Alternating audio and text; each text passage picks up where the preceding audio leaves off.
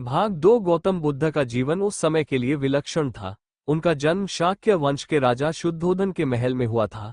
उनका नाम सिद्धार्थ रखा गया, जिसका अर्थ है जिसकी सभी इच्छाएं पूरी हुई हो। महल में हर प्रकार का सुख सुविधा उपलब्ध था।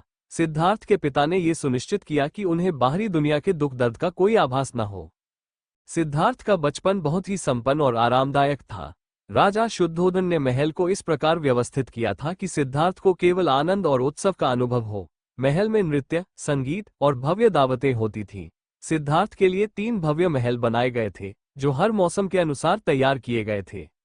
ग्रीष्म महल में ठंडक का इंतजाम था। वर्षा महल बारिश से बचने और आनंद लेने के लिए था। शीत महल में ठंड से राहत के लिए गर्म व्यवस्थाएं थीं। सिद्धार्थ को हर प्रकार का शारीरिक और मानसिक सुख दिया गया। युवा अवस्था में उनका विवाह यशोधरा से हुआ, जो सुंदरता और बुद्धिमत्ता की मिसाल थी। उनके पुत्र राहुल का जन्म हुआ और महल में हर तरफ खुशियों का माहौल। हालांकि महल के भीतर की दुनिया सुखद और आकर्षक थी, सिद्धार्थ के मन में हमेशा एक बेचैनी बनी रहती थी। उन्हें ऐसा लगता था जैसे जीवन में कुछ ऐसा है जो वे समझ नहीं पा रहे हैं। एक दिन उन्होंने अपने सारथी चन्ना से कहा, मुझे महल से बाहर ले चलो, मैं देखना चाहता हूं कि बाहर की दुनिया कैसी है। राजा ने सिद्धार्थ को बाहरी दुखों से बचाने की पूरी कोशिश की थी, लेकिन नियति ने कुछ और तय कर रखा था। सिद्धार्थ ने 4 दृश्यों को देखा जो उनके जीवन के लिए निर्णायक सिद्ध हुए। एक बूढ़ा व्यक्ति।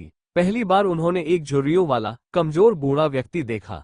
उन्होंने चन्ना से पूछा, ये कौन है और ऐसा क्यों दिखता है? चन्ना ने उत्तर दिया, यह वृद्ध व्यक्ति है। हर किसी को उम्र बढ़ने के साथ ऐसा ही होना पड़ता है। सिद्धार्थ हैरान रह गए और सोचा, क्या मैं भी एक दिन बूढ़ा हो जाऊंगा? अगले दिन उन्होंने एक व्यक्ति को देखा जो बुरी तरह बीमार था। वो दर्द में कराह रहा था। सिद्धार्थ ने चन्ना से पूछा, इस आदमी को क्या हुआ है? चन्ना ने कहा, ये रोगी है। जीवन में बीमारी से कोई नहीं बच सकता। सिद्धार्थ का मन व्याकुल हो उठा। उन्होंने पहली बार जीवन की नश्वरता को महसूस किया। तीसरी बार उन्होंने एक शव देखा, जिसे लोग अंतिम संस्कार के लिए ले जा रहे थे। उन्होंने चन्ना से पूछा, क्या हो रहा है?